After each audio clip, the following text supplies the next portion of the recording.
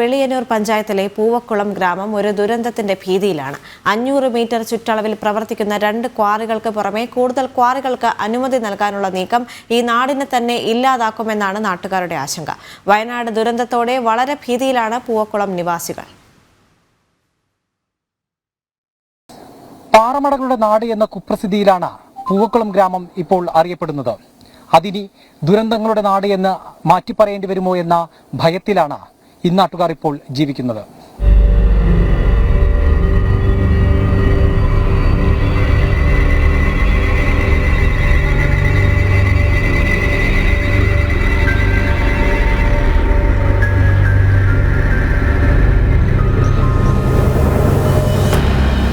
എല്ലാം ഭയങ്കര സ്ഫോടനമാണ്. സ്ഫോടനത്തെ നമ്മുടെ വീടെ കിടന്ന് നമ്മുടെ ജനലിൽ കിടന്ന് വൈബ്രേറ്റ് ചെയ്യും. ഞാൻ പല പ്രാവശ്യം അവരുടെ കാല് വരെ പിടിച്ച് ഞാൻ പോയി. ഈ മാനേജറുടെ കാല് പിടിച്ചിട്ട് നമുക്ക് കാര്യമില്ലല്ലോ. അവർക്ക് അനുമതി കൊടുത്തേക്കുന്ന സർക്കാരില്ലേ, നമുക്കൊന്നും ചെയ്യാൻ പറ്റില്ലല്ലോ. 15 വർഷം കൊണ്ട് ചൂഴിക്കരയിലെ നെടുമ്പാറ മലയുടെ അടിവാരം വരെ ഈ വിധം കാർന്നെടുത്തു ക്വാറി മാഫിയ. തുരന്ന് കണ്ണുകളെ ഭീതിപ്പെടുത്തുന്ന ആഴത്തിലെത്തി.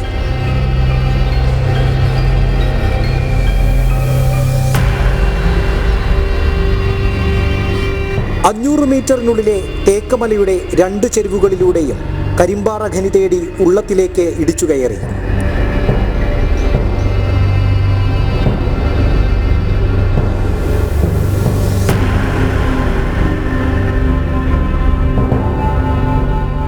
മാഫിയ കണ്ണുകൾ ഇനി ഉന്നമിട്ടിരിക്കുന്നത് താന്നിമലയിലേക്കാണ്.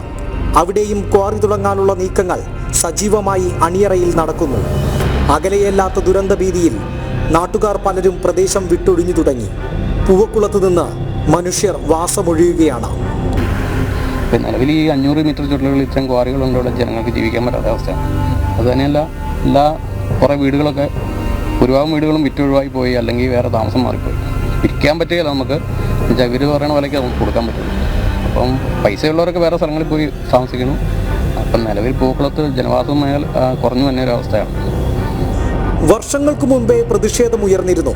പരാതികളിൽ നിന്ന് അതിവിദഗ്ധമായി അധികൃതർ കണ്ണുവെട്ടിച്ചു. കേസുകളുടെ കൂമ്പാരമെടുത്ത് തലയിലിട്ട് പ്രതിഷേധത്തെ അടിച്ചമർത്താൻ നോക്കി. പരാതി അവർ കുറച്ച് ഉദ്യോഗസ്ഥന്മാർ വന്ന് അന്വേഷിച്ചിട്ട് പോകുന്നതല്ലാതെ നടപടിയൊന്നും ഉണ്ടാകുന്നില്ല. കാരണം അതുപോലെ സ്വാധീനമാണ് അവർക്ക്. എല്ലാ രാഷ്ട്രീയ പാർട്ടികളെയും സ്ഥാപനങ്ങളെയും എല്ലാം അവർ പണം കൊടുത്ത് സ്വാധീനിച്ചിരിക്കുക. അതുകൊണ്ട് നമ്മൾ പാവപ്പെട്ട ആളുകൾ പരാതി പോയിട്ട് കാര്യമില്ല. സ്ഫോടനത്തിൽ പറന്നെത്തി വീട്ടിൽ പതിച്ച കരിങ്കല്ലിന്റെ ഭീതി നാട്ടുകാരൻ അജുവിന് ഇപ്പോഴും വിട്ടുമാറിയിട്ടില്ല.